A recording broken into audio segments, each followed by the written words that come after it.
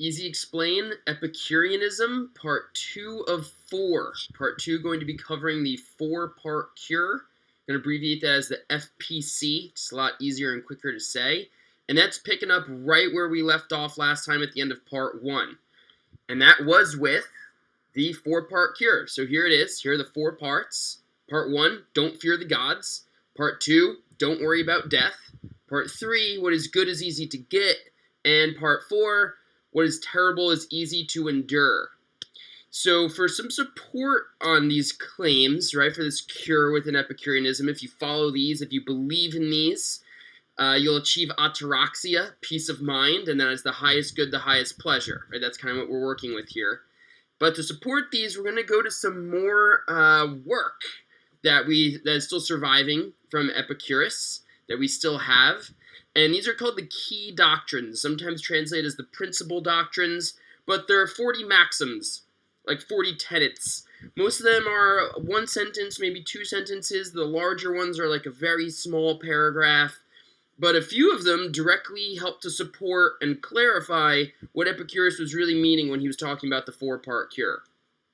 For example, we'll go now to the first doctrine, the Key Doctrine number 1, and that was actually addressing the first part of the FPC, don't fear the gods.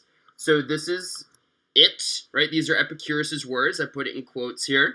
So I'll go ahead and read it as well. What is blessed and eternal neither has any troubles itself, nor gives them to others, and so it is not subject to neither anger nor gratitude, for such things are signs of weakness.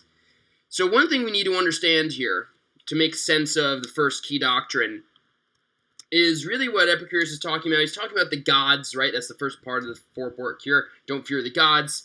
And he's really just going with the definitions of his times, the common understanding he had of what the gods were, what characteristics they had.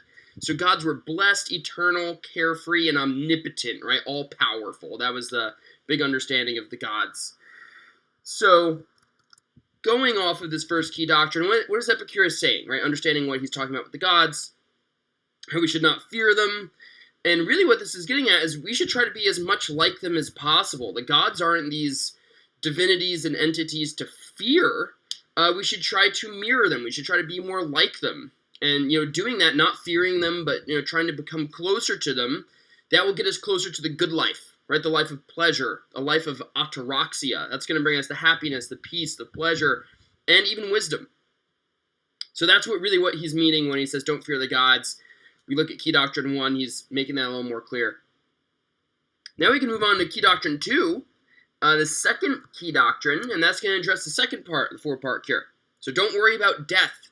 This is a big one for Epicurus. This is a big part of his philosophy.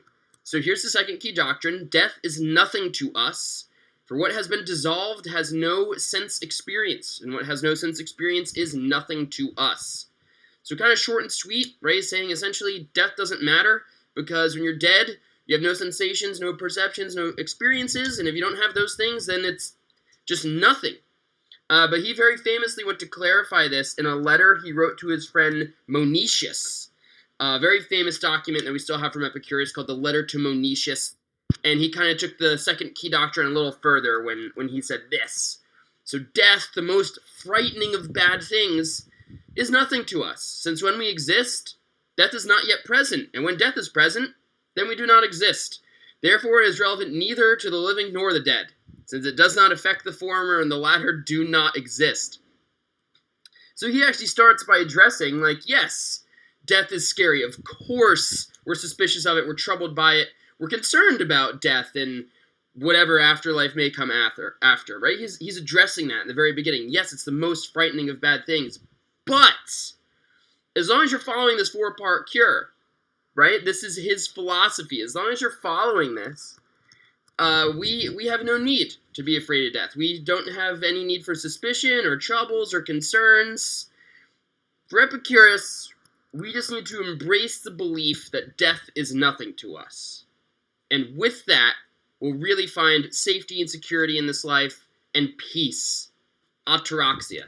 That's how we attain it. Death is nothing to us. I hope this helps.